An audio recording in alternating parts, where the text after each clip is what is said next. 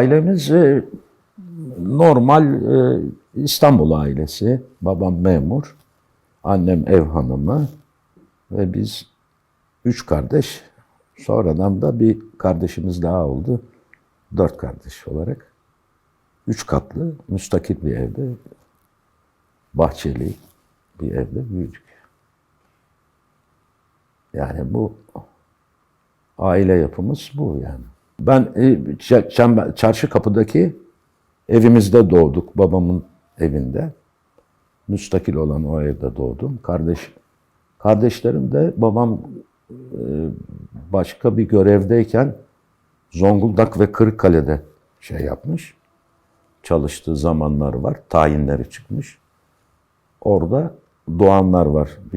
Abim orada Zonguldak'ta doğuyor. Kız kardeşim de Kırıkkale'de doğuyor. Ben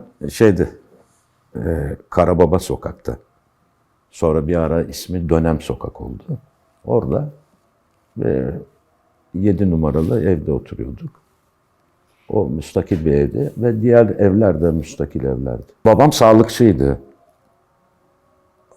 Darüşşafaka mezunu. Öksüz ve yetim olarak İstanbul'a gelmiş. Halasının evlatlığı olmuş. Halası zengin bir insan. O evlatlık edinmiş ve Darüşşafaka'ya sokmuş onu. Ödüller falan vererek, bağışta bulunarak Darüşşafaka'ya. Orada o zamanın 1929 yılları çok iyi kaliteli hocalar, ondan sonra meşhur müzik hocası, öyle ressam, tanınmış kişiler orada. Darüşşafaka önemli bir yermiş. Ondan sonra ben de imtihanlarına girdim ama kazanamadım. Yani Fatih'teki o eski binasında, şimdi herhalde orası üniversite oldu. Çok güzel bir binaydı orası. Taş bina böyle, tarihi. Oradan mezun. Ondan sonra mezun olmadan önce de bu sağlık işine, tıbba karşı çok duyarlı. Hatta atölyesi evde, ev müsait olduğu için bir küçük köşe yapmıştı kendisine. Orada bizden önce bekarlık zamanında falan kimya ile uğraşmış. Önemli bulgular elde etmişti. Onlarla simya ile ilgili eski yazı çok kitabı vardı. Ona sağlığa çok önem veriyordu ve doktor olmak istiyormuş. Ondan sonra şimdi 9 yaşında ilkokulu bitirip geldiği için İstanbul'a, İskilip'ten. Ondan sonra Darüşşafaka'ya giriş de 4. sınıftan alıyor. Bir sene kaybı oluyor orada. Yani o ilkokulu bitirmiş, 4. sınıftan başlamak zorunda Darüşşafaka'nın tedrisatına göre. Bir senelik kayıp yüzünden tıbba giremiyor ve doktor olamıyor ondan sonra. Ama yeterli bilgilere sahipti. Muhtemetlik ve muhasebecilik yaparak o sağlık müdürlüğünde en son görevi, yıllarca orada çalıştı. Aşağı yukarı 35-36 sene gibi. Ondan sonra oradan emekli oldu. Emekli olduktan sonra da bir tekkede çalışmaya başladı. Daha önce de evde çalışıyordu. Çalışırken de mesai dışı işinden gelince hemen odasına girer, orada çalışmasını yapardı. Bir kitap hazırlıyordu. Hep ömrü çalışmakla geçti. Emekliliğinde de çalıştı. Ondan sonra tekkeye, Karababa tekkesine geçti. Orada çalışmasını vefatından aşağı yukarı 5-6 sene önce bitirdi ve hazır bir kitap. 2 kitap hatta. Birisi Füsus-ül Hikem'in sadeleştirmesi, diğeri de Tedbirat-ı İlahiye kitapları. İkisi de çok önemli kitaplar. Bunları çevresindekilere izah ederek, sohbetler yaparak böyle geçirdi babacığım. Ben de küçük yaşta ilkokulu, Büyük Reşit Paşa İlkokulu'nda okudum. 4. sınıfta Cevri Kalfa'ya geçtim, şimdiki Edebiyat Vakfı. O zaman Cevri Kalfa İlkokulu'ydu. Orada 4'ü 5'i bitirdim. Ondan sonra Mahmut Paşa ortaokuluna gittim. Ondan sonra o da hemen Cağaloğlu'na yakın bir yerdi.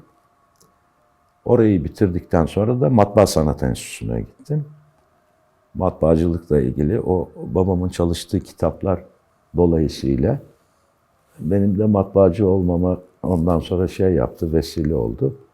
İyi olur falan filan dedi. O zamanki matbuat tabii çok farklıydı. Çok müştemilatı vardı yani matbaa işinin. Şimdi teknoloji değişti, çok kolay hale geldi. Çok büyük makinelerden geçiyordu falan o zaman. İşte dolayısıyla gazeteciliğe başladık o zaman. Çalışırken daha okuldayken Ömer Nasuhi Bilmen yayın evine girdim. Ömer Hoca ile ondan sonra beni çok severdi. Yanında çalıştım, müsahihlik yaptım. Hukuku İslamiye Kamusu, Islahat-ı Fıkhiye 8 cilttir. Onun önemli eserlerinden biri. İşte ben okurdum, matbaadan alıp formaları getirirdim. Ben okurdum, hoca da tasihini yapardı. Ondan sonra böyle bir dönem geçirdik. Sonra Son Saat Gazetesi, Son Havadis Gazetesi, Bizim Anadolu Gazetesi ve Şevket abinin Bugün Gazetesi, Şevket Eygin'in. Oralarda çalıştım. Onlarda da hem teknik olarak hem gazeteci olarak. Bu arada sayfa düzeni, sayfa mizampajı bunları öğrendim o daha genç yaşta. Bu çok önemli şeylerdi bunlar. O bilgilerimle de askerden sonra artık gazetecilik yapmadım. O bilgilerimle tekstil dünyasında işte vitrin dekorasyonu ve o mizampaj şeyimi geliştirerek dekorasyonla ilgilenmeye başladım. Öyle gitti yani. 75'e kadar, hatta 70'li yıllara kadar aile oturuyordu oralarda. Hep müstakil evler vardı, konaklar vardı. O Birlik Vakfı'nın yan tarafları falan, çevresi. Ondan sonra onlar bir şekilde kayıp oldu. Yani o evler değişti. Apartman şeyi geldi, kültürü geldi. İşte Laleli'de falan bazı apartmanlar yapılmaya başlandı yeni. Orası lüks bir şey oldu. Doktorlar bir katında, bir katı ikametgah falan diye apartman kültürü. Yani biz de o zaman özenirdik apartmana. İlk apartman bizim sokağa işte Derme Apartmanı diye geldi. Kığılı Pasajı oldu sonradan. O bizim hemen biraz karşımızdaydı. Onlar zenginler oturur orada falan diye böyle şeyler olurdu. Yani düşünceler öyleydi. Ya o müstakil evler kayboldu gitti maalesef ama biz 3 katlı o müstakil evde, bahçeli evde yetiştik. Mahallede arkadaşlarımız vardı işte Abdullah Kığılı falan. Kığılı apartmanında otururlardı. Ondan sonra öbür tarafta gene bir apartman yapıldı. Orada da işte çarşıdaki kuyumcular, kapalı çarşıdaki kuyumcular falan otururlardı. En son model işte Amerikan arabaları her sene değişir falan filan böyle. Bir zenginler çevremizi sarmaya başlamıştı. Ondan sonra işte bütün bunlarla sokakta top oynardık. Arkadaşlarımızla ondan sonra işte Kığılı bizden büyüktü Abdullah, abimle falan filandı. O İstanbul'un en işlek yerleri olmasına rağmen ikametgah yeri olduğu için aileler oturuyor. Çocuklar oynardı yani sokakta. Ondan sonra ekseri top oynanırdı. Hele boş arsa varsa bir tane vardı mesela. Orada da şey yapılırdı, top oynanırdı.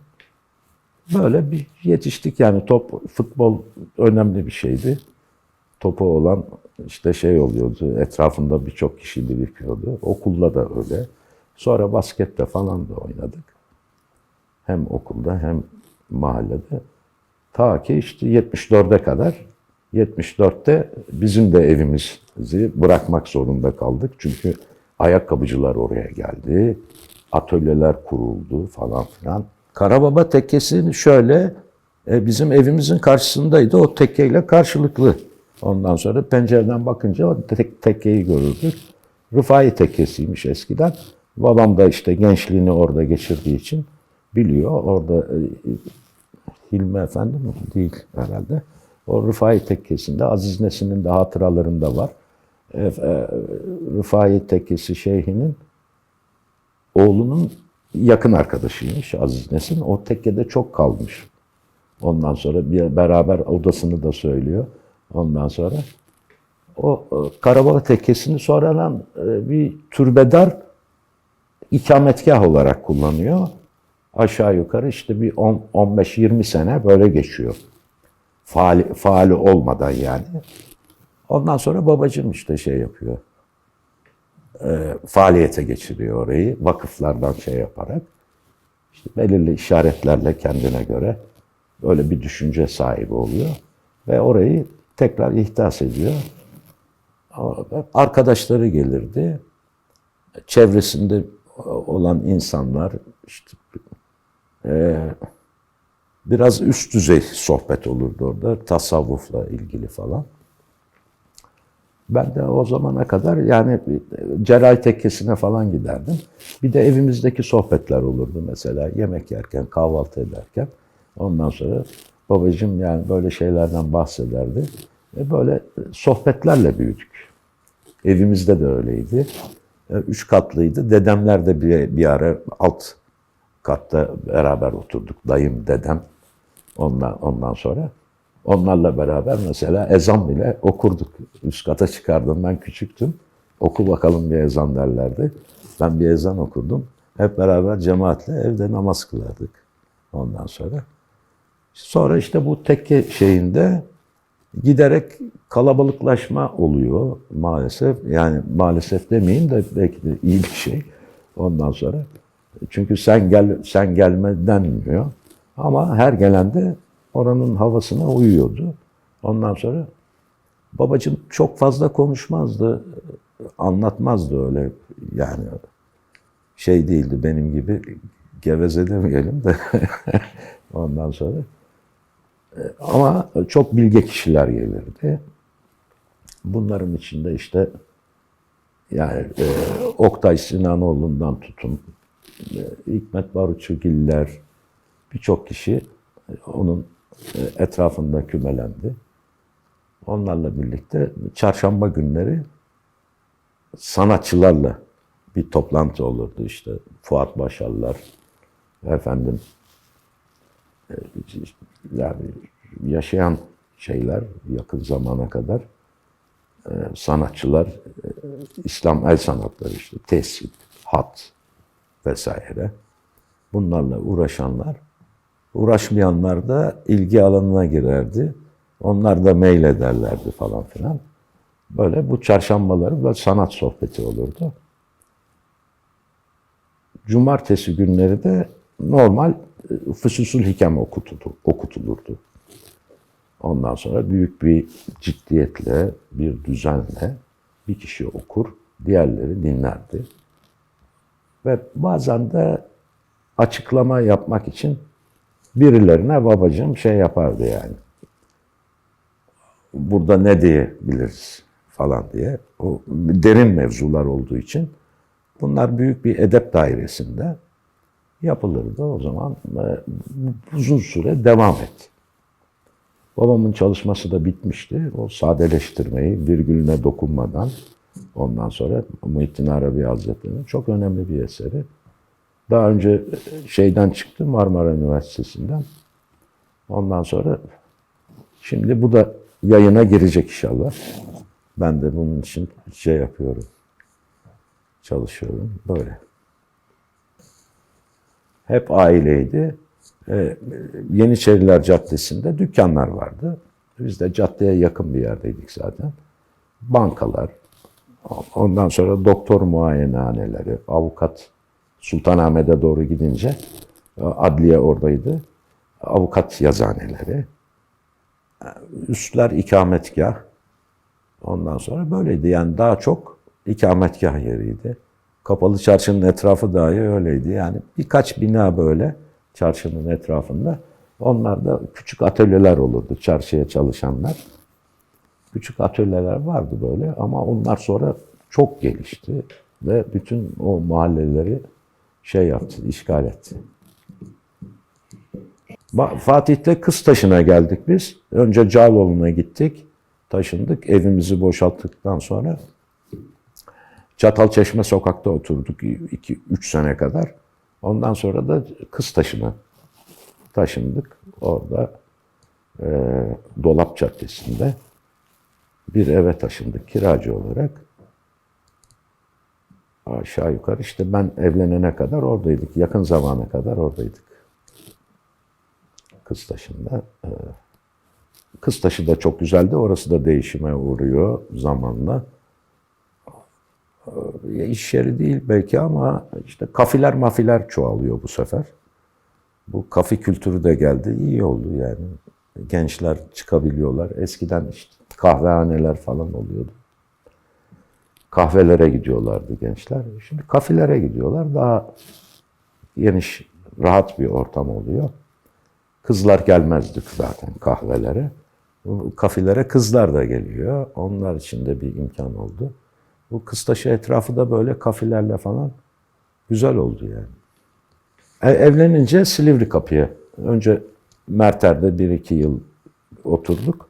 Ondan sonra da Silivri Kapı'da işte yeni yapılan bu sitede oturduk. Böyle yani. Kapı bizi geldiğimizde biraz metruk bir yerdi. Ondan sonra o da zaman içinde gelişti, değişti. Şimdi bir millet parkı falan da yapılıyor o sur dibine. Ondan sonra bazı yıkımlar oldu. Ama bizim yerimiz güzel yapılmıştı. Site Fatih sitesi diye. Özal zamanı. Ondan sonra bizde fazla bir değişiklik olmadı. Sadece dış cepheleri değiştirdik binalarımızın. Ondan sonra ben de yönetim kurulu başkanlığı falan yaptım. Komşularımıza hizmet olsun diye. Ondan sonra böyle Silivri Kapı şimdi yani değişti ama gene yani eski bir mahalledir orası.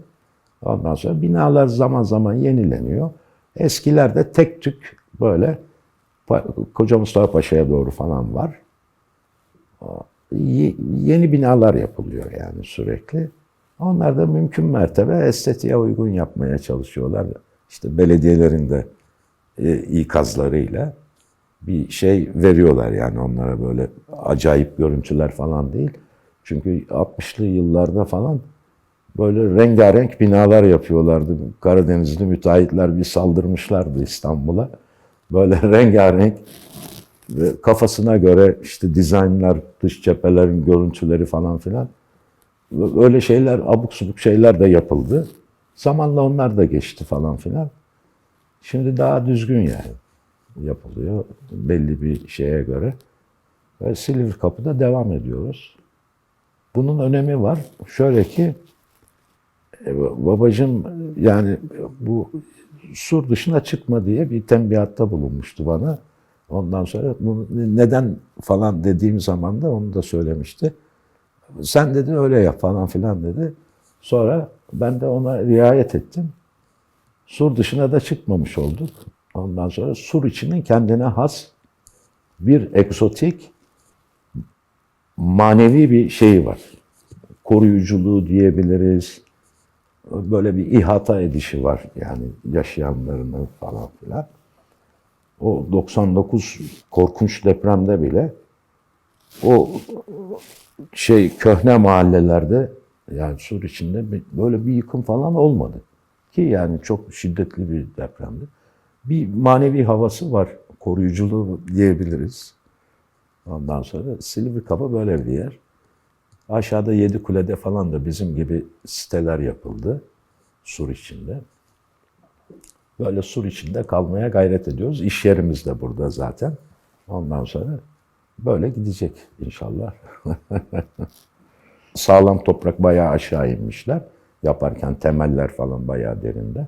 Ondan sonra bunları dikkate alarak o bostanlar tabii kayboldu falan. Şimdi bizim siteye ait olan bir kısmını bu 10 katlılar için almışlar, hibe etmişler İBB'ye.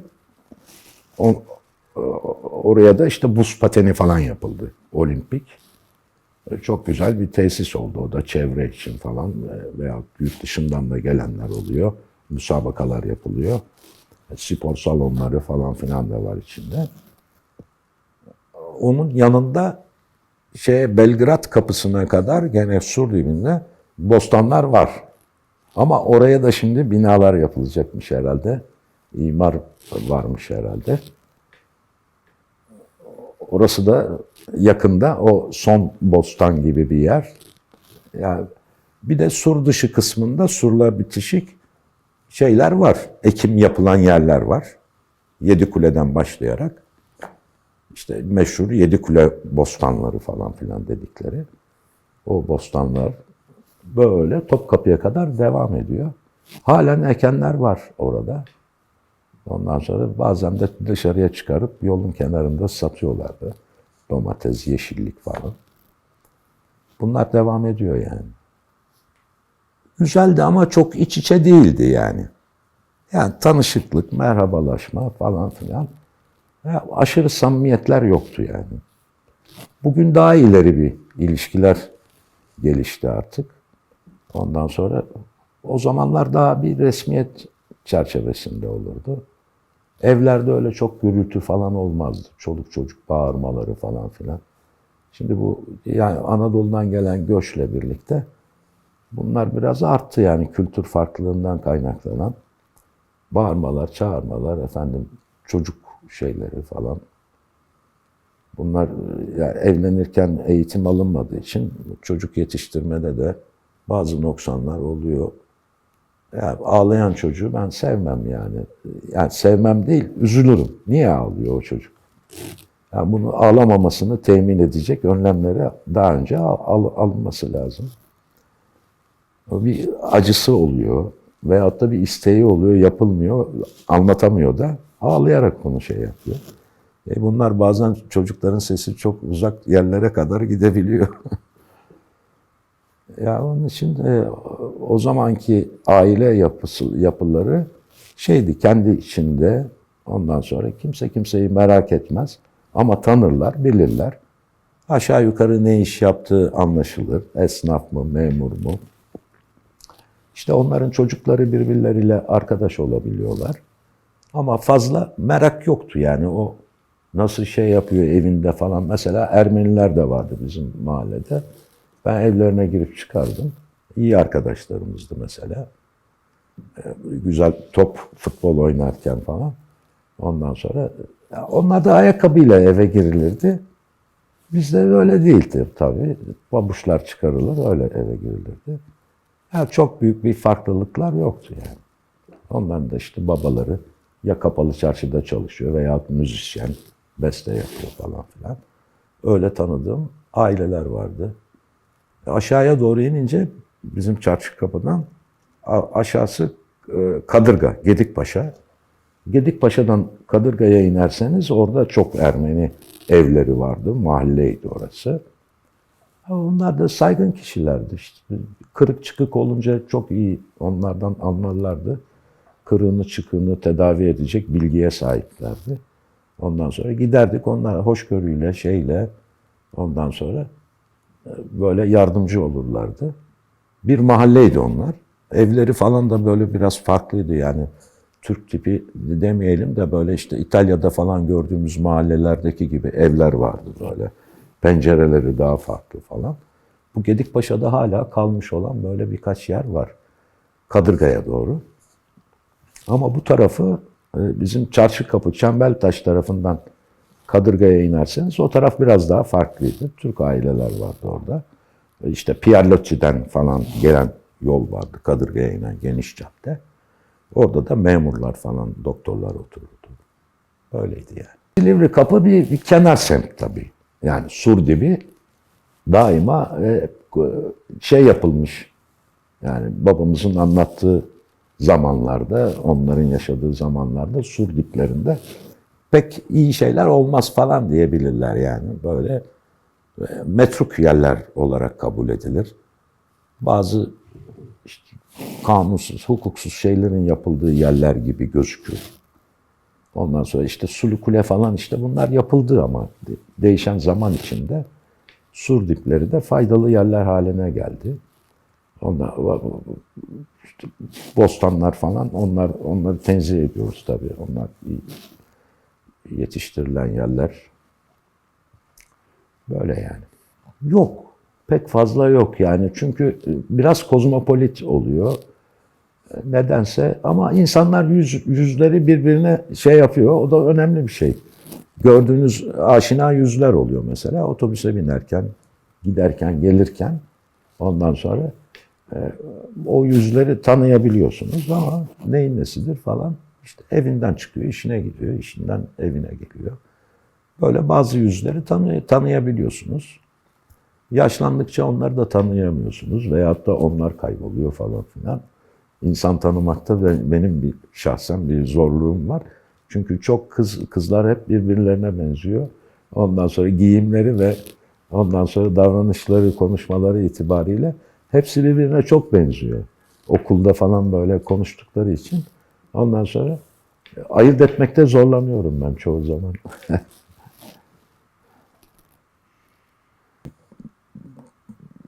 Şeyler vardı o zaman, gazinolar vardı.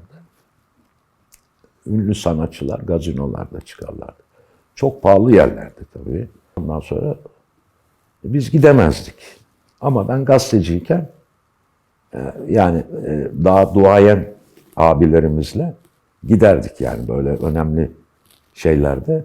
Gazinoya giderdik ondan sonra. Davet alırdı onlar zaten. Ondan sonra böyle onların sayesinde birçok yere giderdik. Mesela şeydeyken, ben gazetedeyken, Son Saat gazetesindeyken, Milliyet gazetesinde çok eski başlamıştır o müzik yarışmaları olurdu.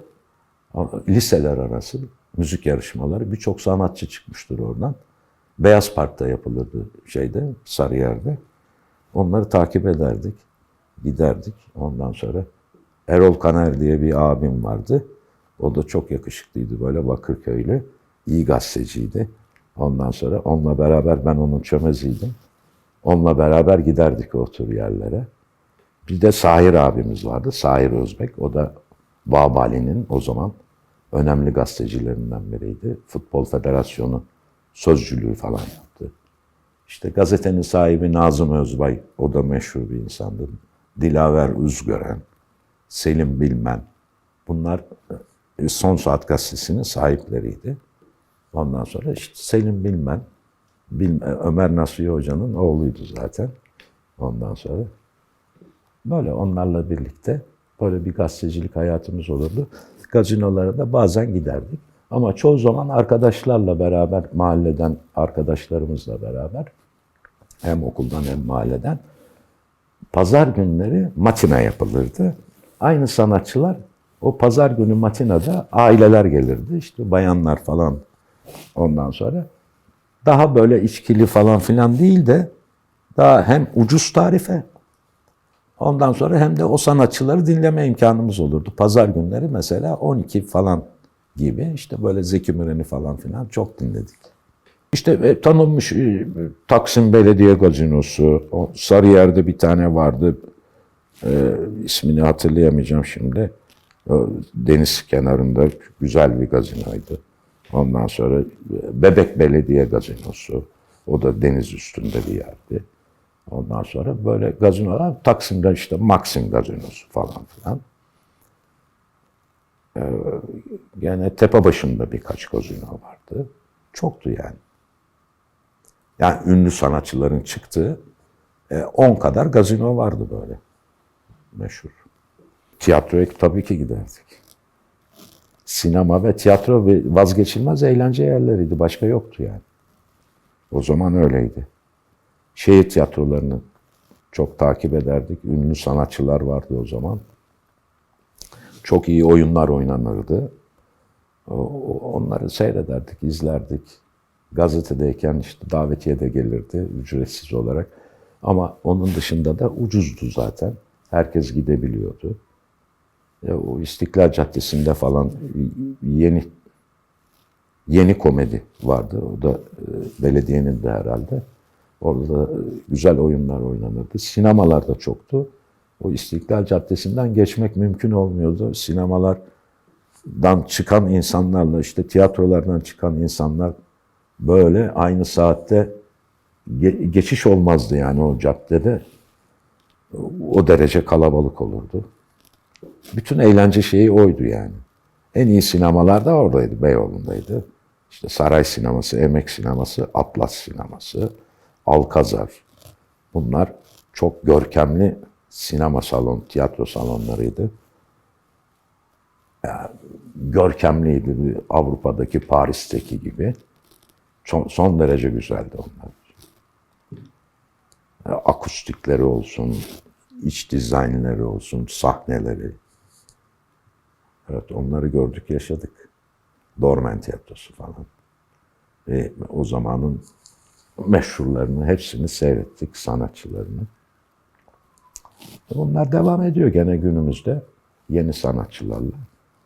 Biraz salonlar farklı hale geldi. AKM'lerde falan böyle falan biraz yokuşlu falan. Yazlık da olurdu. Bizim çarşı kapıda pek yazlık sinema şeyi yoktu yani yer olarak öyle bir yer yoktu. Ama biraz aşağı inince Nişanca tarafında Kadırga'ya, Kumkapı'ya gelmeden orada bir yazlık sinema vardı. Oraya giderdik. Cağaloğlu, Babali, bütün gazeteler Cağaloğlu'ndaydı o zaman.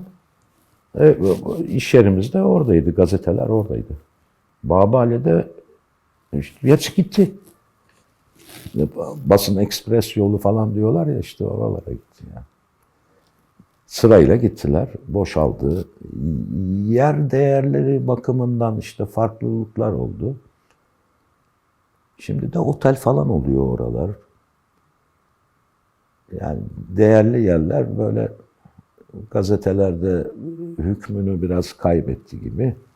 Ondan sonra böyle bir şeye gitti, Mahmut Bey yolu tarafında. Hepsinin ayrı ayrı yerleri var. O zaman hep bir aradaydı. Cağaloğlu, Babali'de gazeteler. Anadolu Ajansı falan işte oradan ajanstan bültenleri alırdık, gazeteye getirirdik falan filan. Bakardık ne oluyor, ne bitiyor. O zamanki iletişim daha zayıftı.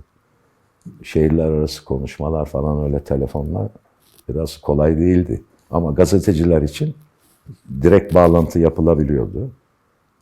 Onlar yani siz şehirler arasında müracaat ettiğiniz zaman böyle 4-5 saat onlar daha az sürede konuşabiliyorlardı. Böyle yani. Yok işte bu Gedikpaşa tarafı. Ondan sonra ayakkabıcılar yani bizim evimizin de bulunduğu kısma onlar yavaş yavaş geldiler. Çarşıya daha yakın olan caddenin, Divan Yolu Caddesi'nin bir karşı tarafı kapalı çarşıya yakın olan ne diyorlar oraya? O kısımda başladı, yavaş yavaş bizim tarafa geldi. Kapalı çarşının oradan başlayarak. Sonra kuyumcu atölyeleri falan çok olmaya başladı. 80 ihtilalinden sonra. Bu sefer kuyumcu atölyeleri falan geldi. Onlar daha düzenliydi. İşte şimdi onların kalkacağı söylendi. O ayakkabıcıların falan da gideceği söylendi. Ama önemli bir sektör. Bayağı büyük ticaret yapıyorlar. Yurt dışına falan mal gönderiyorlar. Mağazaları var. Atölyeleri biraz taşındı tabii. Mağaza şekline dönüştü biraz. Toptan satış yeri gibi gözükmeye başladı. Ondan sonra atölyeler daha şehir dışına taşındı. Oralardan geliyor hatta fabrikalardan. Buralara modeller geliyor, beğeniyorlar. Ondan sonra fabrikadan istenilen adrese gönderiliyor falan filan. Şimdi böyle bir hal aldı orası. Dükkan, toptan dükkan, ayakkabı satış dükkanları falan diye. O Kığılı Pasajı falan da öyle oldu. Marmara Kıraathanesi işte bizim gençliğimizin ilk yıllarında yani kahveye girmenin yasak olduğu yaşlardan itibaren hemen biz kaçak maçak da girerdik oraya. Ondan sonra ama güzide bir yerdi. Herkesi almazlardı öyle palapas giremezdi herkes. Ondan sonra yani kılığı kıyafeti ve dikkat ederlerdi. Çünkü üniversite hocaları falan gelirdi, edebiyatçılar, işte gazeteciler gelirlerdi, orada sohbet ederlerdi. Bazıları oyun oynardı. Kağıt oyunu oluyordu. O ayrı bir bölümdeydi. Sohbet edilen kısım ayrı bir bölümdü. Çok güzel bir kahveydi yani. Yüksek tavanları olan, bağırarak yüksek sesle konuşulmayan, gürültüsü az olan büyük bir yerdi ve yüksek tavanlı oluşundan dolayı akustiği de iyiydi yani. Ondan sonra orada bilardo masaları vardı. Ben bilardo da oynadım orada. O birinci masada bilardo oynadım. Yoktu bilardo masaları, iyi masa yoktu. Ondan sonra orası en önemli yerlerden biriydi. Onun birinci masasında herkes oynayamazdı. Biraz büyük masaydı. Ondan sonra orada iyi oynadığım zamanlar olmuştu. Seyirci de boldur orada. Sinema, yanında bir sinema vardı. Marmara Sineması meşhurdu. Ondan sonra orada oynanan filmlerin bazıları hiçbir yerde oynamazdı. Oraya bayağı İstanbul'un her yerinden ondan sonra seyirci gelirdi. O sinema matine saatine kadar hemen bu kahvehaneye girerlerdi. Çünkü camları yüksek, açık içi gözüken, ondan sonra şeffaf bir yer olduğu için oturalım bir çay içelim derlerdi falan filan. Ondan sonra ama o bilardo masası da işte dış görünüşe yakın bir yerdeydi. Böyle yuvarlak olurlardı. Kalabalık. İçinde oynadığımız zamanlar çok olmuştur. Onlar beklerdi orada. Hem de güzel bir oyun seyretmiş olurlardı. Ondan sonra arkaya doğru diğer masalar da vardı. Onlar biraz daha küçük bilardo masalarıydı. Ondan sonra böyle arkadaşlarımız vardı. Çok iyi, bizden daha iyi oynayanlar da vardı. Ama biz de arada sırada oynayabiliyorduk birinci masada. Oraya gelen edebiyatçılar işte Necip Fazıl'lardan tutun, Nurettin Topçu, Erol abi, Erol Güngör. Ondan sonra onlar da çok uzakta oturmazlardı. Necip Fazıl karşı tarafta oturuyordu. O git gel olurdu. Onu da bırakacak, götürecek, getirecek arkadaşlarımız olurdu. Ondan sonra o çok sık gelmezlerdi ama geldikleri zaman da işte bir iki kişiye haber verirlerdi. Onlar da başkasına haber verirler falan öyle. Ondan sonra onları dinleme imkanımız olurdu bizim de. Daha ziyade tarih çok konuşulurdu. Ondan sonra işte Osmanlı tarihi, savaşlar falan anlatılır. Bunların detay bilgilerine sahip olan kişiler vardı. Onlar böyle ayrıntıları öyle güzel anlatırlardı ki böyle dinlerdiniz ağzınız açık. Ondan sonra böyle güzel sohbetler oluyordu yani. Arkadaşlar arasında da daha samimi sohbetler oluyordu. Ondan sonra çaylar içilir, şey yapılır. Çayı çok güzeldi sonra. Oyun oynanan kısımlar ayrıydı. İşte gazeteci arkadaşlarla, abilerimizle orada uzun zaman Cağaloğlu'ndan yürüyerek geliriz Beyazıt'a.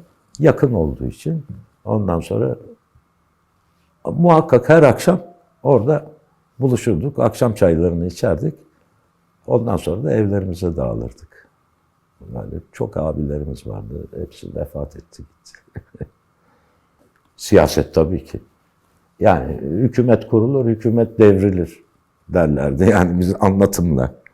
Onlar hep hükümet kurarlar, hükümet devirirler falan. Böyle enteresan sivrilmiş abilerimiz vardı. Onlar böyle sözü aldığı zaman işte yani bir hükümetin şeyiymiş gibi, kurucusuymuş gibi falan böyle konuşmalar yaparlardı. Ondan sonra böyle çok değişik sohbetler olurdu yani bazen bunları körükleyen ve onları dürtme demeyelim de yani teşvik eden birkaç soruyla böyle hatta onları hiddetlendirip böyle bir iğneli soruyla konuşmalarına şey yaparlardı. Teşvik eden kişiler vardı. Ben de onlardan biriydim böyle. Ondan sonra yani bunu tabii hissettirmeden yaparlardı ki o anlatsın diye falan. Böyle işte her dönem hükümetler değişiyor zaten. Bunlar üstünde mütalalar olurdu. Açık, şeffaf ondan sonra ve bir taraf olarak yani bunlar konuşulurdu. Ama taraf tutanlarımız da vardı. Ben de onlardan biriydim. Ondan sonra muhakkak bir şeye fikre sahip olmanız gerekiyor yani. İşte biz de o zaman dindar kesimin öncülerindendik. Onların siyasette yer almalarını çok arzu ederdik falan. Erbakan buna şey yaptı, öncülük yaptı falan filan. Bugünlere kadar geldik yani. Öyle kavga falan olmazdı. Ama saygı çerçevesinde bazen çok az o şey yapılabiliyordu. İşte tenkitlerde falan şey olabiliyordu yani böyle. Biraz dozu aşarak bazı şeylerde olabiliyordu yani. Bunlar free bir ortam vardı o zaman yani. Özgürlüklerin falan son derece ileri olduğu zamanlardı ki yani işte artık tabancalar falan filan sokaklarda pat pat pat falan. Yani bu nedir? Özgürlükler fazla geldi yani. Ondan sonra ihtilal oldu zaten. Onun için konuşmalarda falan şey yoktu böyle. Ya sınırlı aman şöyle demeyeyim de böyle diyeyim falan filan diye bir şey yoktu. Açık seçik herkes fikrini anlatabilirdi. Ama hocaları dinlerken tabii biz daha şey yapardık. Üniversite hocaları falan gelirlerdi. Onlarla da birlikte çok sohbetlerimiz olurdu. Bir yabancılar da iştirak ederlerdi kenardan köşeden böyle. Kulak misafiri olanlar çok olurdu. Onlar da yavaş yavaş anlardı oradaki edep dairesini. Ona göre yanaşırlardı işte. Niyazi abi falan bunlardan biriydi. Niyazi Özdemir. Ondan sonra çok güzel bir anlatıma sahipti. Yazdıkları bir kenara, yani kitapları falan son derece şey. Fakat anlatımı daha da güzeldi. O çok önemliydi. Onlarla yani çok sıkı, iyi arkadaşlıklarımız oldu. Abilerimizdi bizim. Ondan sonra bize bayağı tolerans tanırlardı gençlere, şeylere. Ama böyle birlikte yıllarca birlikte yaşadık. Bir de bekarlar kısmı vardı. Ondan sonra bekar oldukları için onların eve gitme zamanları daha geniş olduğu için onların daha çok Marmara'da bulunma imkanları vardı. Ondan sonra biz evlenince biraz daha onlar sınırlı ama yani her gün haftada en az 3-4 gün muhakkak gene giderdik. Yani birer saat, 2 saatlik sohbet günün yorgunluğunu alırdı. Bir çay ve güzel bir kısa bir sohbet o günün yorgunluğunu alırdı. Evimize dinlenmiş olarak giderdik. Ben şahsen öyleydim. Yani Beyoğlu'nda çalıştığım zamanlarda gene gelirdim kahveye her akşam. Çayımızı içip bir arkadaşımla sohbet etmek. İşte güncel olaylar olabilir. Ondan sonra hatır sormalar. Onun bir sıkıntısı olur anlatır size. Siz ona anlatırsınız. Ondan sonra birbirini tedavi eden görüşlerin düşünüldüğü, konuşulduğu yerler böyle insanların günlük yorgunluklarını alırdı. Çalışma hayatları o zaman biraz daha zordu. Ondan sonra o zorluk ve yorgunluk önemlidir. O yorgunlukla eve gitmezdik. Böyle bir uğrakla daha dinlenmiş olarak giderdik. O bilge insanların yanında konuşmak falan filan pek herkesin harcı değildi yani. Dağarcığında bir şey var mı? Yani background'un nasıl bilgi olarak ona göre konuşabilirdin yani. Yoksa kestirirlerdi, böyle bir cevap verirlerdi. Bir daha gık diyemezdiniz. Böyle şeyler de vardı. Yani parazitler olurdu bazen. Onları bilirdik biz mesela, dürterdik falan filan.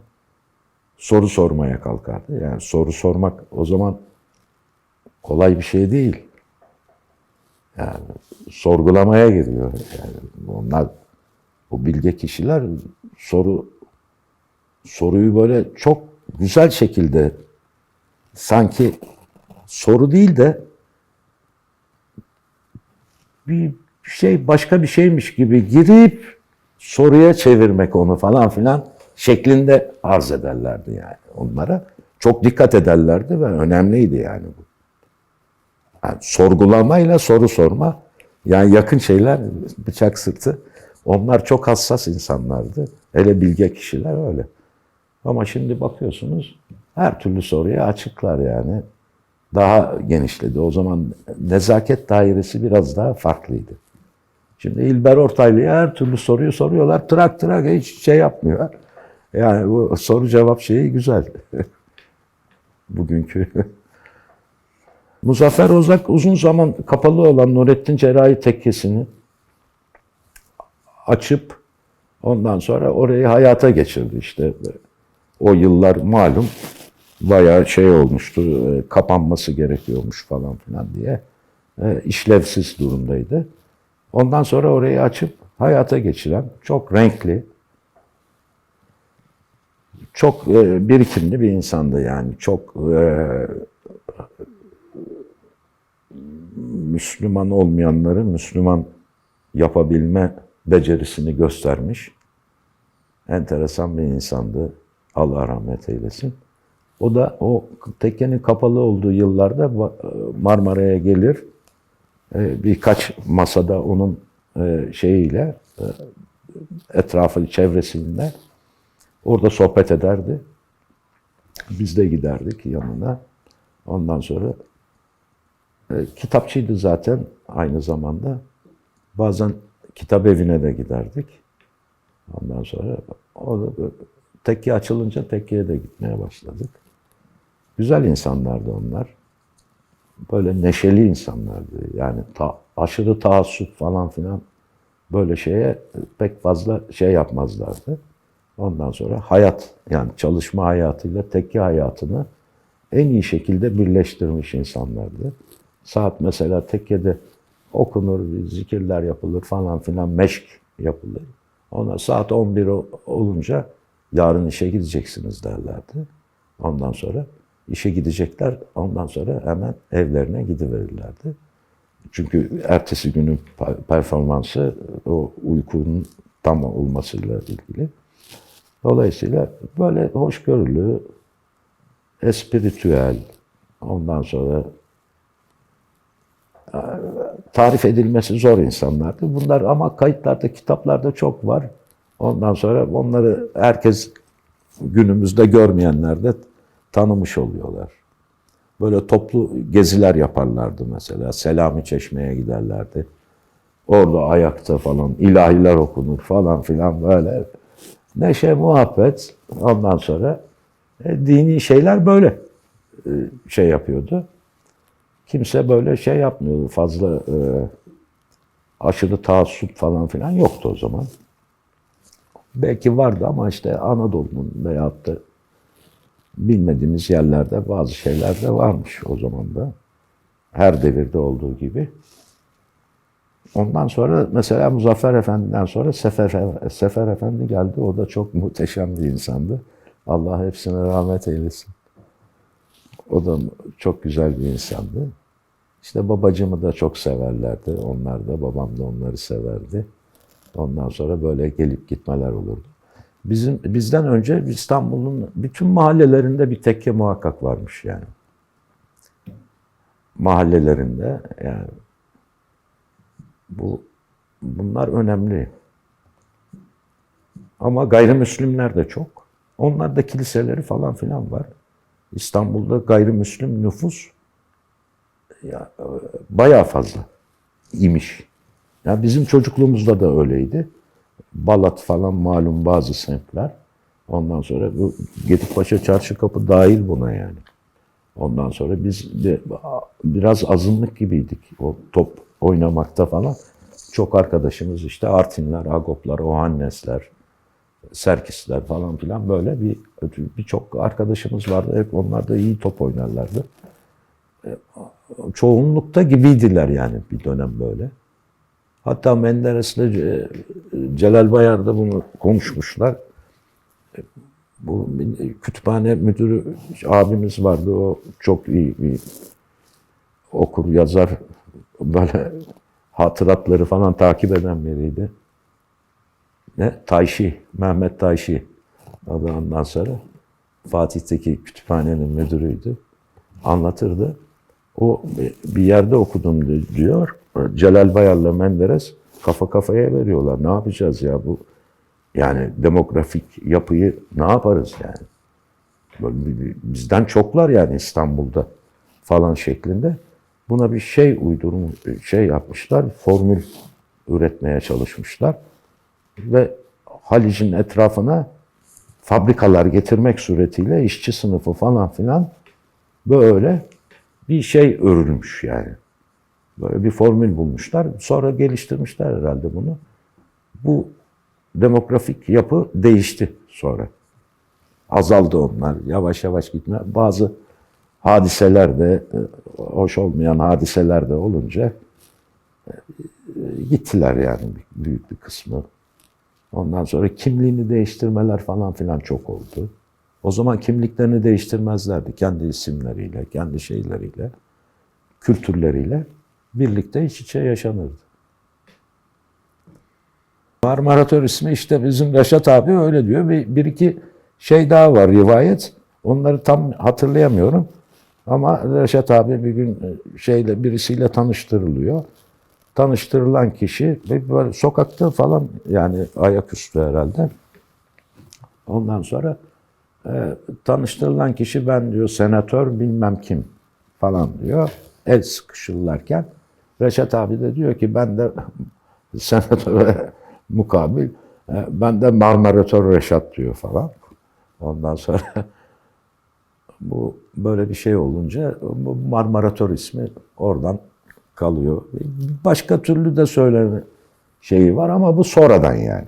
Daha öncesinde yok böyle. Yani Marmara böyle üniversitedeki öğretim üyelerinin falan geldiği gittiği önemli bir yer. Mektep gibi diyebiliriz yani. Öyle Marmaratör diye isim kalmış. Öğrenciler de gelirdi tabii. Yani liseyi bitirip İstanbul'a üniversiteye gelen öğrenciler gelirdi.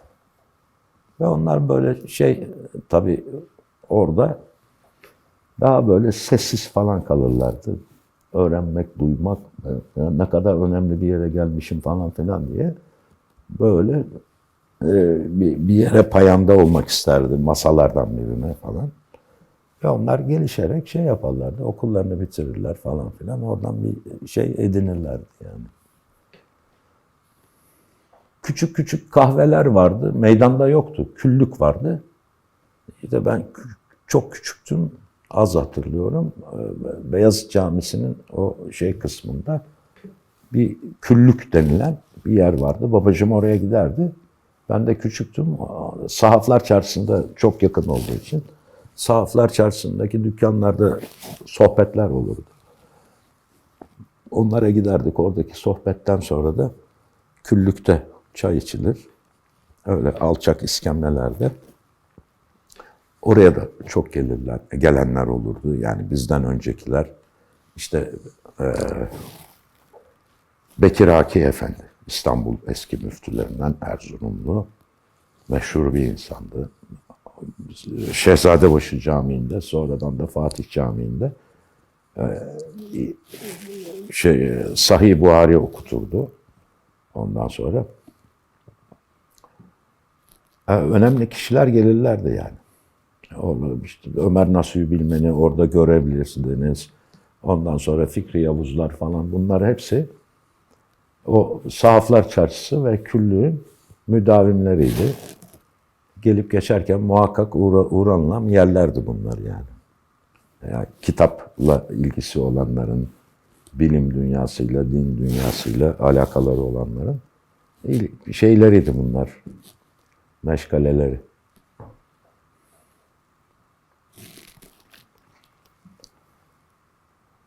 Böyle bir iki gezi yaptılar, yani sayılı onlar da yani. Gelenekselleşmedi. Halen de oluyor yani bir 15 sene önce falan. Grup grup yani bunlar kozmopolit bir yerdi orası. Oyun oynanan kısmı vardı. Bir balkon kısmı vardı orada satranç oynanırdı. Bayağı bir satranç şeyleri vardı. Zaman zaman ben onları da tanıdım. Onlarla da birlikte olduk. Ondan sonra İlhami Kaya bunlardan birisidir, müsabaka oyuncusudur. Ondan sonra oraya gelen satranç Akdoğan abimiz vardı, işte estetik cerrahı Çapa'da. Ondan sonra bunlar hep vefat etti gitti. İyi satranççılar vardı orada.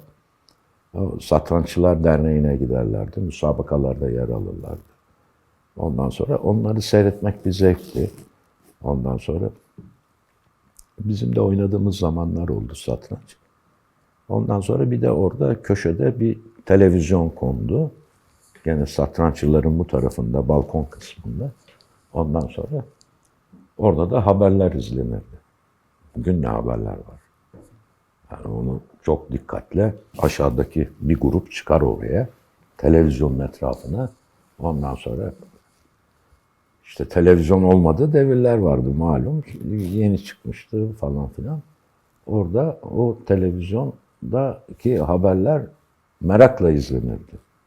Çok hareketli dönemler yaşadı Türkiye yani. İşte darbe mi oldu, olacak mı falan, kokusu mu geliyor acaba falan. Ondan sonra bir helal süt emmiş çıktı mı, çıkacak mı diyenler olurdu. Yani darbe yapacak. Ona bir helal süt emmiş.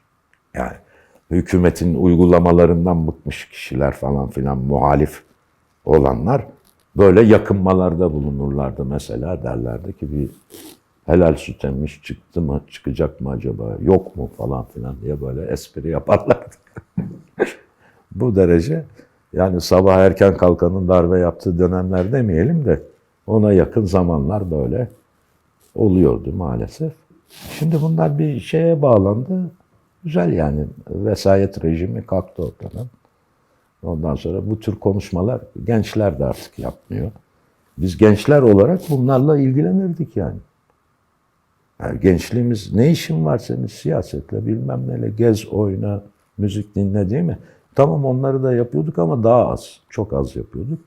Esas ilgi alanımız burasıydı. Yani siyasetin kokusunu alanlar, geleceğini tahmin edenler falan, bunlar geçmişten gelerek yani onları iyi tahlil eden, geçmişleri iyi tahlil edip geleceği nasıl sürmesi gerektiğine dair fikir üreten kişilerdi yani. Birçoğu yani. Fikir üretimi çok olmuyor yani maalesef. Fikir üretmek biraz farklı bir şey yani. Onu bir yetenektir, bir birikimdir. Onun için herkesin harcı değil yani fikir üretmek. Ama bir takım bilgileri edinirsiniz, anlatırsınız falan. Onlar başka bir şey. Kapandı o. Tahir Aktaş belediye başkanı oldu. Ondan sonra orayı AKM demeyelim de o zamanın mağazalar falan filan çarşı şekline çevirdi. Sattı yani daha doğrusu. Maalesef bir kapanmış oldu. Biz de Kent Oteli'nin lobisine giderdik o zaman. Orası kapandıktan sonra biraz Platin diye bir yer vardı. O Platin'e gidiyorduk. O da Beyaz Saray'ın altında. Büyük bir kahveydi. Yani Marmara gibi değildi ama yani işte oraya gitmek zorunda kalıyorduk. Oraya bazı arkadaşlar geliyordu. Oralarda da toplantılar olabiliyordu falan filan. Oradan Kent Otel'e gittik. Bizim işte abilerimiz vardı. Devamlı birlikte olduğumuz kişiler. Filozof Cemal bunlardan biriydi. İşte Hasan Semerkantlı, ondan sonra sanatçı, o beraber biz o Filozof Cemal'in ondan sonra talebesi, müridi gibi falandık. Çok samimi böyle. Ne diyelim, ufkumuzu genişletecek sohbetlerimiz olurdu Kent Otel'de falan. Okuma şeklinde de olurdu bunlar bazen. Ondan sonra sohbet şeklinde de olurdu. Herkes yapmazdı ama tanıyan çok olduğu için gelirler giderler falan. Merhaba falan, siz de bir çay için falan filan denirdi. Ama olduğumuz esas konumuzu ayrı tutardık. Onu herkesle her zaman paylaşmazdık. Aramızda olurdu o. Onlar da önemlidir yani, neyi, ne zaman, nerede konuşacağım. Ondan sonra Filozof Cemal'in böyle bir şeyi vardı. İşte Sezai Karakoçlar falan onu çok iyi tanırlardı. Gelirlerdi yanına. Ondan sonra birçok şair gelirdi. İstifade etmek için, yani fikir almak için. Onlarla böyle şey yapardık. Hep birlikte olduğumuz zamanlar vardı. Yani. Hepsi vefat etti, gitti. Ama hatıralar anlatılıyor, onlar canlı. Yani. Sahaflar Çarşısı hep sahaf olarak vardı hepsi. Eski kitap satarlardı ve aranan kitapları takip ederlerdi. Buldukları zaman onu alırlardı. Müşterilerine hemen haber verirlerdi. Veyahut bir kenara koyarlardı. Onun müşterisini bilirdi geleceği zaman. Herkesin ayrı kitap şeyi vardır, merakı. Ondan sonra roman seven roman alır falan filan. Bu sahaflar da orada, sahaf sohbetleri çok meşhurdur.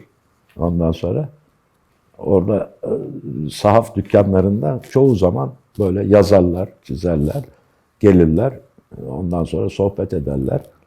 Bu sahaflar da bunları çok iyi şey yaptıkları için bu bilgileri başkalarına da aktarırlardı yani.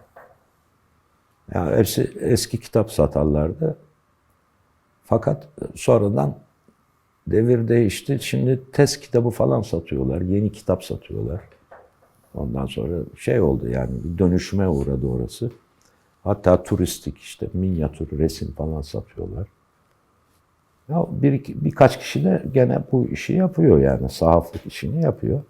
Ya sahaflık da biraz farklı bir hal aldı yani. Ya şimdi bir sohbet yapmaya da bir zaman olmuyor kitapçı dükkanlarında. Onlar bizim, mesela benim bitişimdeki Mustafa yapıyor. O çok sohbet mehap bir arkadaşımız. Ondan sonra çok güzel anlatıyor, böyle heyecanlı da anlatıyor.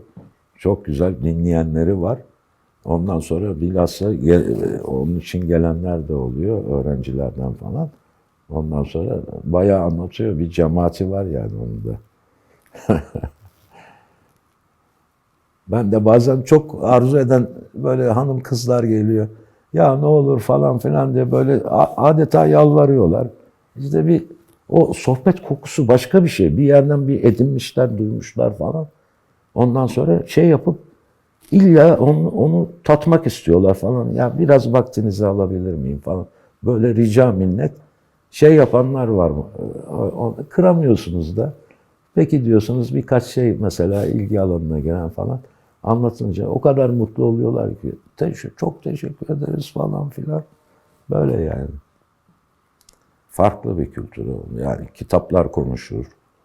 Yani falanca kitabı kaynak gösterirler, şey yaparlar. Ondan sonra o merak ettiği şeyin nerede, nasıl olduğunu yazan kitaplar vardır. Falancanın hatıralarına bak der. Nerede bulacak onun hatıratını falan filan.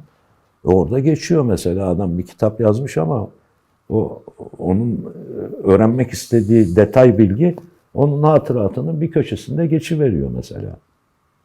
Onun için büyük önem taşıyor. O öğrenmek isteyen kişi için. Belki o da onu kaynak olarak kullanacak. Bunlar hep sahafların bilgisi dahilindedir. Yani onlar çok okurlar, şey yaparlar. Ondan sonra böyle yani sahaflık deyince okuyan insan demektir.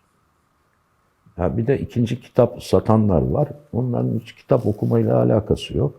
İkinci el kitapları işte daha ucuza satarlar falan, güncel olanlarını bilmem neyi.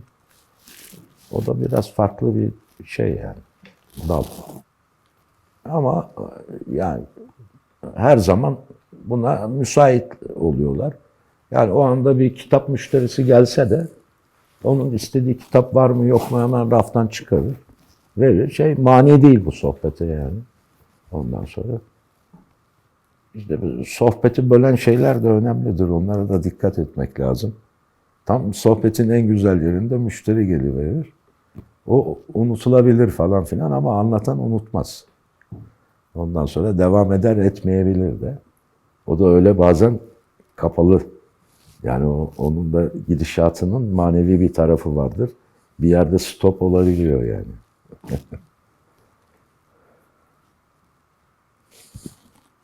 Selami Çeşme'ye, Küçük Su'ya gidilirdi. Küçük Su çayırı vardı falan. Oraya gidilirdi. Ya benim hatırladığım anneciğimle falan işte böyle kalabalık gittiğimiz zamanlar olmuştu. Bunlardı yani benim aklımda kalan. Selami Çeşme diye bir yer vardı. Yani şimdi hatırlayamıyorum orada ama çayırlık yerlerdi.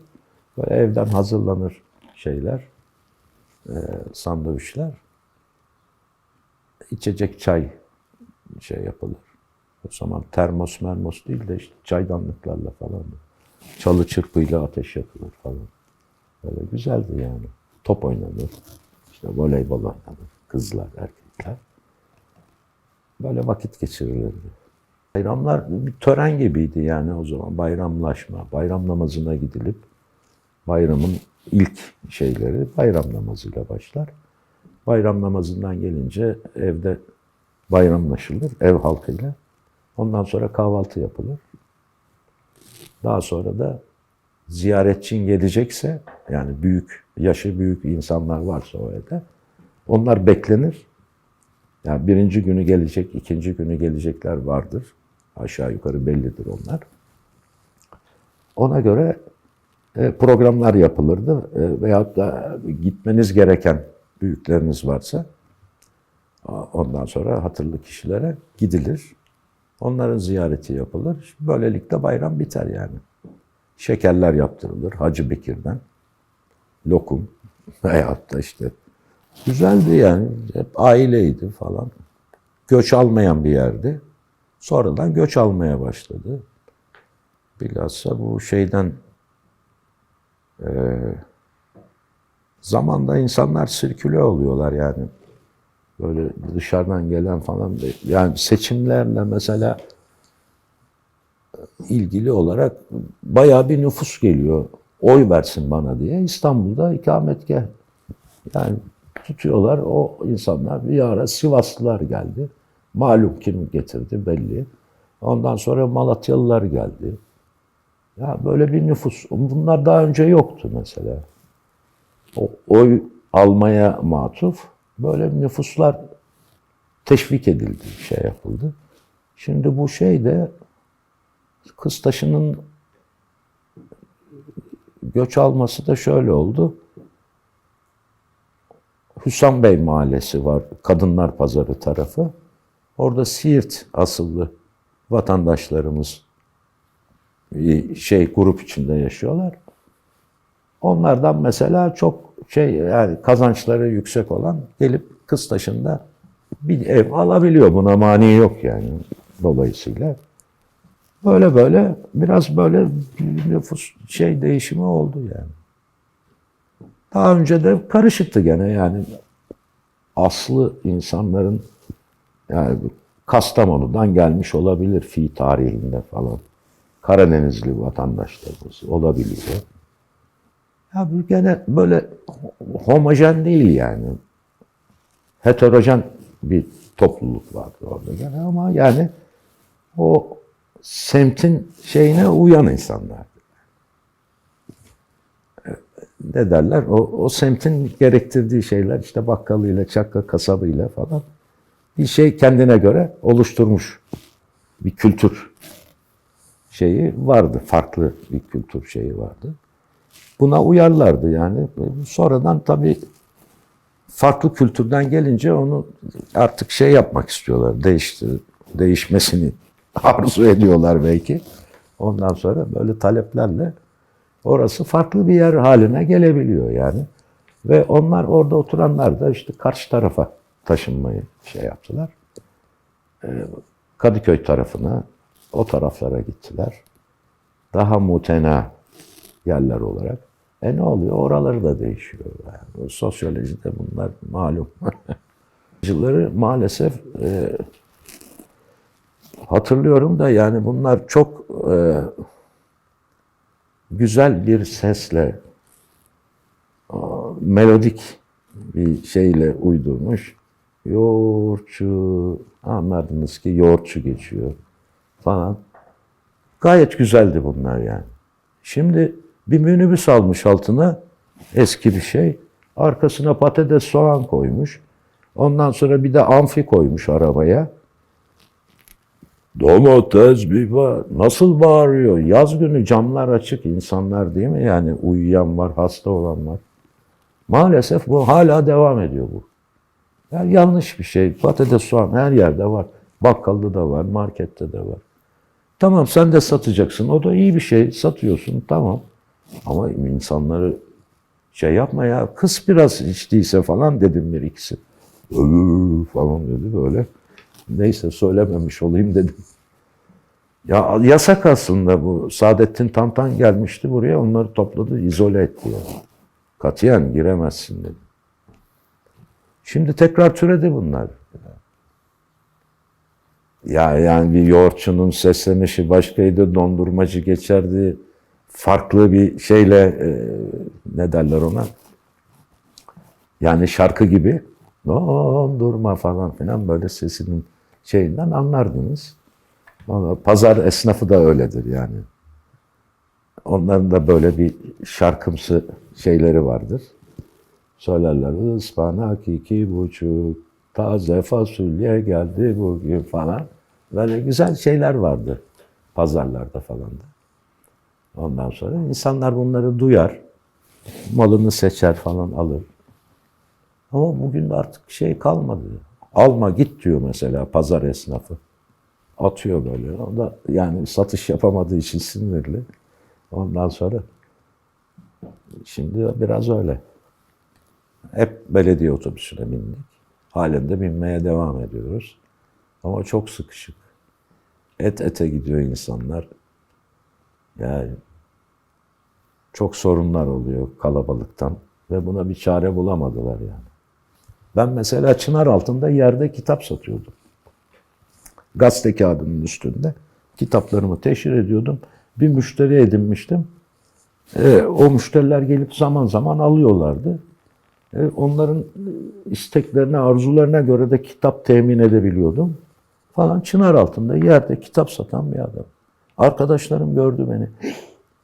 Eyvah eyvah. Yani o kadar üzüldüler ki falan. Ya sen yerde kitap satacak bir adam mısın falan diye. Bugünkü işim işte sahaflığın dışına çıktım biraz. Ondan sonra yeni kitap alıyorum, yeni kitap satıyorum.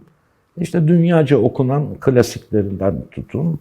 Ondan sonra yeni çıkan kitapları, yani gözde olan yeni kitapları. Bunları takip ediyorum, satıyorum ve bir taraftan da alıyorum. Yani tedarik çok önemli. Her işte olduğu gibi sattığın malı rafına koyabilmelisin. Yani bu çok önemli bir şeydir. Eski kitapta bu olmuyor, zor. Yani onu sattığın eski kitabı bir daha tekrar nereden bulacaksın? Karıştıracaksın rafları, bilmem neleri falan almak için. Yüzlerce kitap tarıyorsun. Ondan sonra şimdi bilgisayarda da bunu yapanlar var. Bu sefer de kargo gitti geldi, fiyatı uyar uymaz. Ondan sonra bayağı bir külfetli iş. Ondan sonra. Ama yeni kitap öyle değil. Yeni kitap hemen sabahleyin gidip alabiliyorsunuz. Mesela ben Alfa yayın grubuyla çalışıyorum. Ve raflarında bütün yayın evlerinin kitapları rafında hazır. Fiyatları da ona göre toptan uygun fiyatlar. Bu şekilde alışveriş yapıyorum. Ve rahat oluyor yani. Satılan kitabı tekrar yerine koyabiliyoruz. Vezneciler İstanbul Üniversitesi'nin o eski duvarın altındaki kubbeli dükkanlarda. Bu orada 2 dükkanız şu anda. Bir tane daha var. 3 tane kitapçı dükkanı bizim sıramızda. İşte bu orada da bir kitapçı şeyi oluştu gibi yani. Birkaç tane daha var öbür sokaklarda. Üniversite olduğu için bayağı bir ilgi alanı var. Öğrenciler çok okuyorlar. Eskisi gibi değil. Ondan sonra okumaya çok hevesliler. Yani eskiden dünya klasiklerini, yerli klasikleri okurlardı. O kadar. Ama şimdi Bunun dışında o klasiklere değer, güzel kitaplar yayınlanıyor ve ilgi görüyor. Gençler bunları da takip ediyorlar. O da iyi bir şey yani. Ama klasikleri okumak gerekiyor. Çok şeyler edindik yani. Moskov Sehpası diye bir oyun vardı mesela. Ondan sonra hazin bir şey yani. Moskov Sehpası diye bir tiyatro oyunuydu. Bizim tiyatrocu arkadaşlarımız da vardı. Onlar da böyle çadır tiyatrosu gibi gezerlerdi turneler yaparlardı. Ondan sonra bize de çok böyle şey oldular. Ama sen oyna, başrolde seni oynatacağım falan filan. Böyle gezerlerdi ve bayağı da bir geçim kaynağı da olurdu. Oynadıkları oyunlar da ibret verici, güzel oyunlardı. Ondan sonra Üstün İnanç abimiz de bunlardan biriydi ya. O da çıkamıyor artık dışarıya. Çok iyi insandır. Hasan Nail Canat vardı. O da vefat etti. O da tiyatro falan filan yapıyordu. Vallahi artık göç möç değil yani, her taraftan böyle yani bir yerden sızıntı var. Değil yani, her yerden geliyor. Onun için oluyor bu artık. Bunun kalmadı. Göç mü değil mi? Yani herhangi bir insan herhangi bir yerden çıkıp gelebiliyor yani. Esenler'den geliyor, orada oturuyor mesela. Yani Silivri Kapı'nın böyle yok fazla. Belirli bir kitlesi yok. Biraz böyle Güneydoğulu falan insanların da olduğu, yaşadığı cemaat, küçük bir cemaat gibi kendilerinde. Camide falan görüyorum onları. Bir gruplar böyle cenazeleri oluyor falan, toplanıyorlar. Böyle bir normal bir şeyler var böyle. Topluluklar ama ayrımcılık yok yani. Bizim sitede mesela Elazığlılar çok. Yetkin Gündüz belediye başkanıyken onun zamanında yapıldı. Özal vardı zaten başta. Ondan sonra kendisi Elazığlı olduğu için Elazığlı hemşerileri falan filan bayağı var bizim sitede. Ondan sonra yani böyle pek fazla homojen değil yani. Vallahi ne ifade ediyor derken hiç düşünmedim yani. Güzel bir şey tabii. Yani bundan kıvanç duyuyorum. Kadıköy'e falan taşınma imkanımız oldu. Hanım çok arzu ediyor. Ondan sonra onu durduramıyorum. O kızı var orada. Ona gidiyor geliyor. Ondan sonra işte oraları da güzel ama yani ben bu atmosferden ayrılmak istemiyorum. Yani işte ne kadar seviyorum, o da yani değişen zamanı hesap ederseniz o kadar değil yani, o eskisi gibi değil. Yani farklı. Yani yerli insanlar bulmak az. Yani doğmuş büyümüş olmak farklı bir şey. Bir şehirde böyle 60-70 sene yaşayıp ondan sonra o bir geriye gitmek de iyi bir şey değil yani.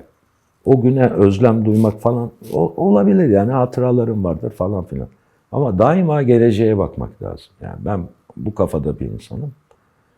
Gelecek önemlidir. Yani yarın ne olacak? Onun için geçmişi fazla kurcalamamak lazım. O tarihsel bir olay oluyor artık. Tarih, yaşadıklarından ibret alabildiysen tarihi iyi biliyorsun demektir. Çünkü yaşanan her hadise tarihsel süreç içinde bir sana mesaj verebiliyor mu? Yani bu dersi alabiliyorsan kendine, sen olarak oradan bir mesaj alıp edinebiliyorsan bu bunun için olmuştur. Bu ibrettir. Yani tarih ibrettir. Bizim Şahin Uçar da profesör. Onlar çok esprili şeylerimiz oluyor. O da tarih profesörü. Ondan sonra hem de tarih felsefesi. Ben bir gün dedim ki, yani hoca dedim, bak tarihi dedim bana bir tek kelimeyle söyle, ne eşittir tarih, eş anlamlı. Ondan sonra dedi ki tarih tarihtir dedi falan. Çok birikimli bir insan Şahin Bey. Ondan sonra bestekar, ondan sonra divanı var, kitapları, her şeyiyle dört dörtlük, hatta ondan sonra tarih. Hocam dedim, ne sen ne diyorsun falan dedim. Tarih dedim, ibrettir dedim hocam. Bitti. Hakikaten öyledir yani. Ben ya bunu kendim ürettiğim bir şey kafamda. İşte geçmişe gitmek hiç insana, yani insanlar günlerce, aylarca konuşurlar böyle, işte Osmanlı şöyle, böyle. İyi taraflarıyla kötü tarafları hepsi belli zaten. Tablo duruyor karşında, fotoğraf. Ya bunda neyin ne olduğunu ilerleyen zaman gösteriyor. Pek daima ileri. Bu çok önemli. Geleceğini kurgulamak da çok önemli. Buna bağlı yani. Geçmişle geleceği kurcalayamaz. Orada aldığın ibretlerle, bilgilerle kafanda geleceğini ona göre tayin edeceksin. Ve gelen toplumsal gelişmeler çok önemlidir. Yani çoğunluk ne tarafa gidiyorsa, yani Peygamberimizin yaşamında da bunlar var yani. Siyer okuyanlar az maalesef. Okumuyorlar. Bunu bir kereyle olmuyor yani. Birkaç kere okumak gerekiyor. Bazı şeyleri 3. defa okuduğun zaman anlıyorsun falan. Bu da varmış, bak ben bunu unutmuşum diyorsun falan. Yani böyle bir peygamberin ümmetiyiz, onun için yatıp kalkıp dua etmemiz lazım. Bizim de onun gibi olabilmemiz lazım. Ben kimim falan. Yok öyle bir şey. Sen de onun gibi ol diyor. Allah onun için gönderdim sana diyor. Onun meydeleri meydanda yap, taklit et. Yani düşüncesinin nasıl işlediğini, nasıl yönlendiğini çok meydanda. Bütün söyledikleriyle, her şeyle. Sen de onun gibi olursun diyor. Yani onun için de peygamber zaten göndermiyor. Herkes peygamber olsun diyor. Yapsın. Örneği herkes bir peygamber. Öyle değil mi? Mesela yani benim kafamda tabii çok hoca falan yaparız. Dur bakayım sen orada falan derler yani. Muhalif fikirler de olacak tabii ama ben böyle düşünüyorum yani. Yani dualarımızda ben çocukluğumdan beri namaz kılarım, 5 vakit namaz. Yani dualar çok önemlidir. Allah'tan isteyeceğiz, verecek. Bunlar birebir Rabbimle yani konuşma gibidir. Dua çok önemlidir yani. Onun için de daima her duada klişeleşmiş bir şeydir ya. Bu Peygamberimizin huyuyla huylandır. Onun ahlakıyla ahlaklandır. Onun ilmiyle ilimlendir beni ya Rabbi. Yani bu duayı edeceksin, isteyeceksin ki o da sana onun yollarını açar. Sen anlamazsın belki ama o yollar sana açılır. Ondan sonra bir bakmışsın öyle oluruz, bakarsın sonra da cennete gideriz.